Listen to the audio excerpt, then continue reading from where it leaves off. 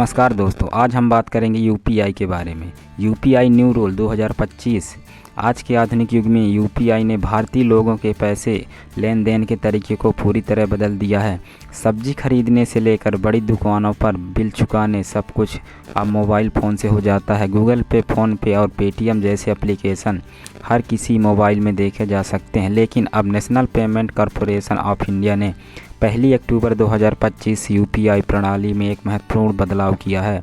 यह बदलाव सभी यूपीआई उपयोगकर्ताओं को प्रभावित करेगा और उन्हें अपनी लेन देन की आदत में कुछ बदलाव करने होंगे।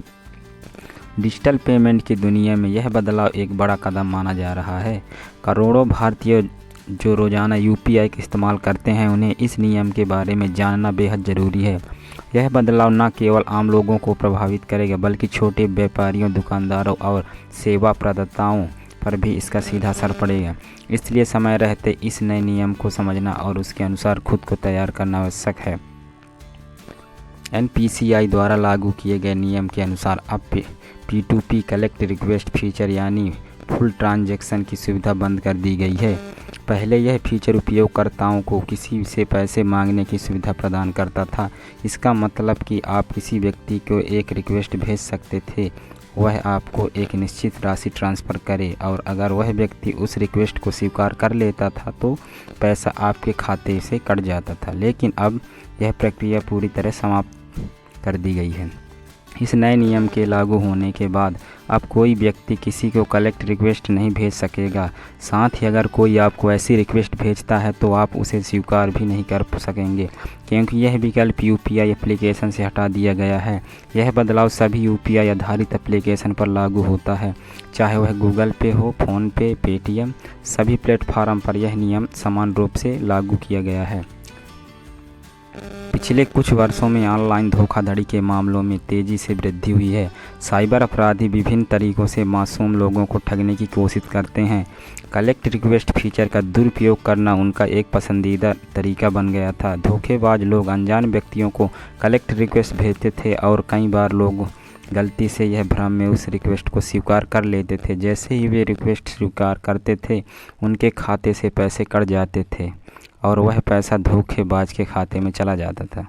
बहुत से लोग इस फीचर को ठीक से समझ नहीं पाते थे और सोचते कि वे पैसे प्राप्त कर रहे हैं, जबकि वास्तव में पैसे भेज रहे थे।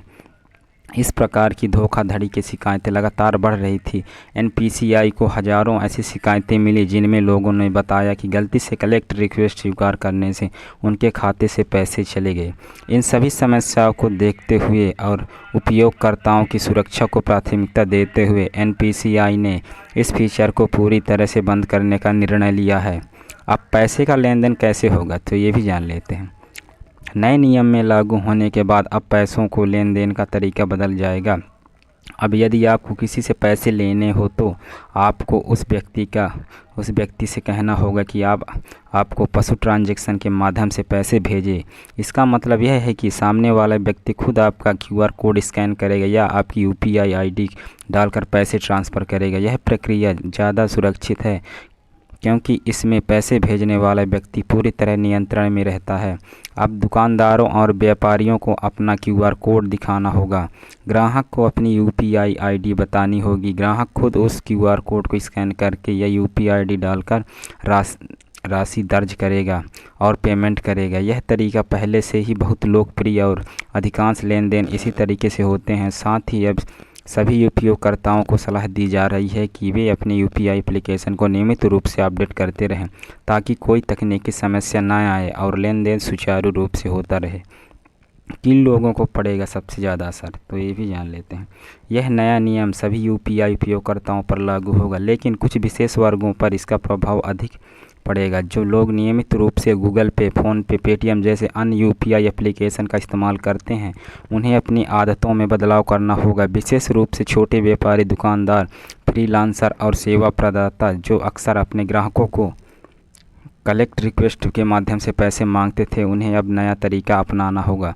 अब उन्हें अपना क्यूआर कोड यूपीआई आईडी ग्राहक को देनी होगी। इसके अलावा जो लोग दोस्तों या परिवार के सदस्यों से पैसे लेने के लिए कलेक्ट रिक्वेस्ट भेजते थे, उन्हें भी अब दूसरा तरीका अपनाना होगा। हालांकि यह बदलाव शुरुआत में थोड़ा असुविधाजनक लग सकता है, लेकिन लंबे समय में यह सभी के लिए सुरक्षित साबित होगा। छोटे व्यापारी अपना स्थायी QR कोड बनवा सकते हैं और उसे अपनी दुकान पर प्रदर्शित कर सकते हैं, जिससे ग्राहक आसानी से पेमेंट कर सके। सुरक्षा के लिए ज़रूरी सावधानियाँ। नए नियम के बावजूद उपयोगकर्ता को सतर्क रहना जरूरी है। कभी भी किसी अनजान व्यक्ति से आए लिंक पर क्लिक ना करें। अपना UPI पिन किसी से साझा ना करें। पेमेंट करते समय हमेशा राशि और प्राप्तकर्ता का नाम दोबारा जांच लें। अपने मोबाइल में एंटीवायरस सॉफ्टवेयर रखें और UPI एप्लीकेशन को नियमित रूप से अपडेट करें।